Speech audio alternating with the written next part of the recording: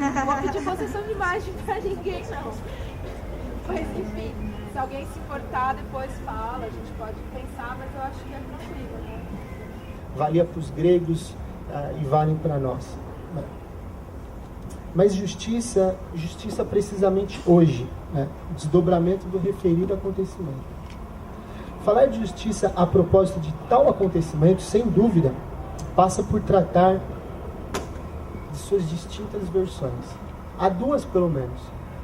Uma delas, defendida pelo governo, e depois a gente fala alguns detalhes sobre isso, é que a invasão no Carandiru, ela sucedeu, ela aconteceu por conta de uma rebelião sem controle, né, em que a vida dos policiais estava em perigo. O Carandiru viu a mídia, morreu 111 presos, agora sim. Mano, 111 presos, caralho, morreu muito mais gente ali, 111 foi o que a mídia mostrou. A mídia mostrou isso. 111 morreu. Mas e o tanto de gente que morreu antes? Que existia uma tal de Rua 10 lá no bagulho. E aí, quantos morreram ali? Falaram que esse barato foi feito em 1920, uma coisa assim. Quantos não morreram? Mas não puderam falar, não podem falar.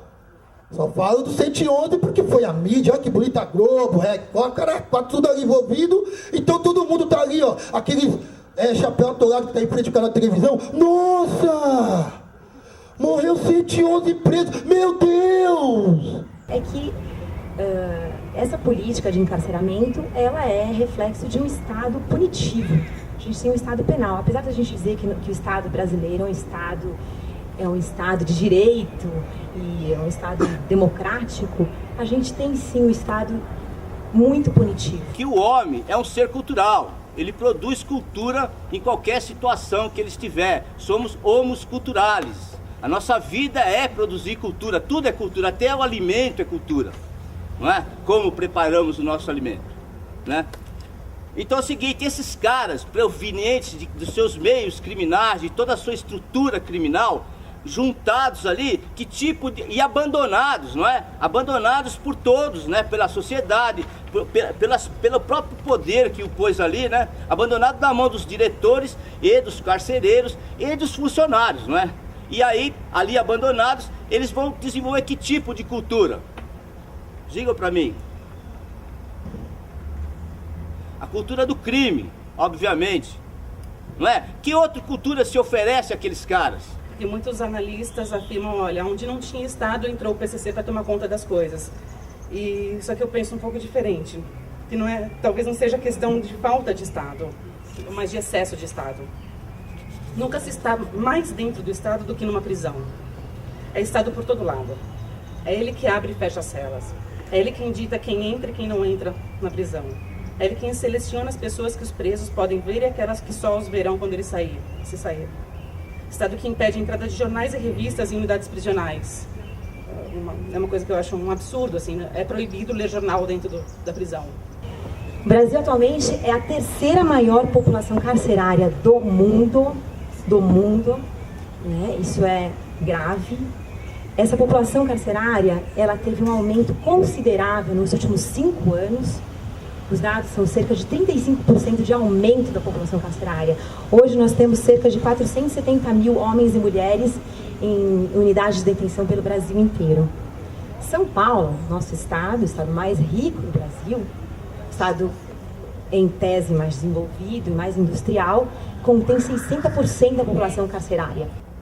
Bem, de um outro ponto de vista, o que se alega é que essa rebelião, ela de fato já estava contornada, ela não apresentava potenciais de fuga, e mais que isso, ela não apresentava qualquer perigo para a vida dos policiais que lá estavam. E de fato, nenhum policial morreu. Isso não existe, mano. Só existe pros boys, pra nós não existe. Sabe por quê? Não. Vou te contar um detalhe simples. Se eu tivesse dando rolê aqui sozinho, sem nenhum de vocês perto, esse pessoal aqui, ó, eu sozinho, qualquer um favelado aqui dando rolê, e pau, morreu. Mano, Mário agora ia jogar um jornalzinho e ia falar, morreu um fulano, deve ser trabalhador, um cantor de rap, um vadio, um vagabundo, sei lá. Mas agora, Deus me livre, Senhor, não faça isso. Mas morresse um cara aqui, ó, dependendo se fosse um dos pobres, aí sim.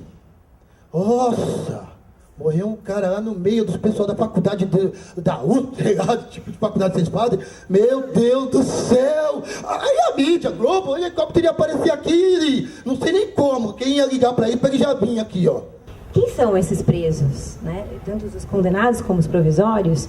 São jovens, a maior parte da população é de 18 a 25 anos e tem uma cor. Então, assim, os presos, a maior parte são não brancos, são negros e pardos. E, acho que ainda falta muito no Brasil a gente fazer pesquisas da racialização dentro da justiça criminal, mas eu acredito, sim, que a nossa polícia, ela atua, sim, com uma cor e com uma classe. Então, há uma criminalização da pobreza e das pessoas que se consideram afro-brasileiras. Inclusive uma posição do André do Rap, que é uma das versões muito consolidadas sobre esse acontecimento, em que nem mesmo uma rebelião estaria em curso nesse momento.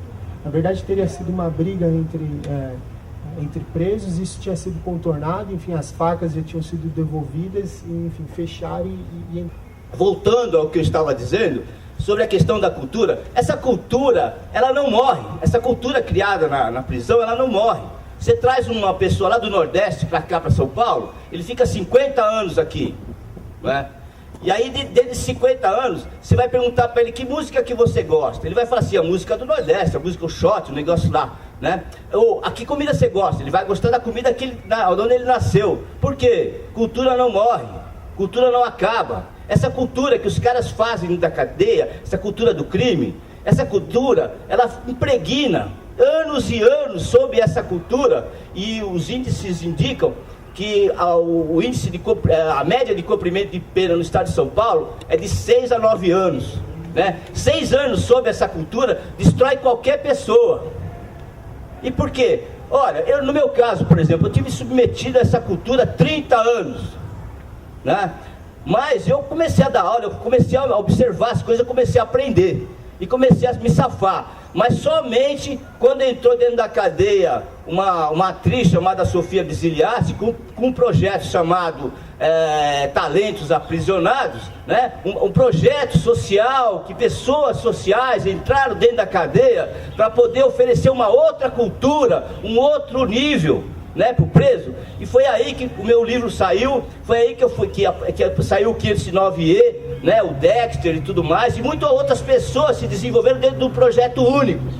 E é o que precisa. A sociedade precisa entrar dentro da cadeia e oferecer a cultura aqui de fora, porque os caras não têm opção, eles estão sendo vítimas da própria cultura produzida dentro da cadeia, porque eles saem aqui fora com aquilo impregnado na mente. O índice de reincidência no estado de São Paulo é 75%. De cada 4 que sai, 3 voltam, 1 fica. Se esse 1 morrer, não ficou ninguém. É uma tragédia social que ninguém se liga. A sociedade, tipo, joga uma bomba pra cima assim e pensa que ela vai criar asa, que nem uma borboleta, e sair voando e vai estourar lá embaixo. E vai estourar aqui. Está estourando, os condomínios estão sendo invadidos. Todos os lugares onde eles acham que estão se guardando, estão sendo invadidos. E vão ser invadidos mesmo. Não tem outra saída. Ninguém oferece nada. E quando alguém vai oferecer, como as moças que levam do teatro lá, os impedimentos são enormes. As dificuldades são imensas. Esse aqui é o problema. Ninguém se interessa, e quando alguém se interessa, os bloqueios são enormes. E se não se oferecer algum tipo de cultura diferente, eu agora também sou uma pessoa social, nós seremos vítimas, eles serão, nós todos seremos vítimas. Era sobre isso que eu queria falar. Obrigado. Obrigado.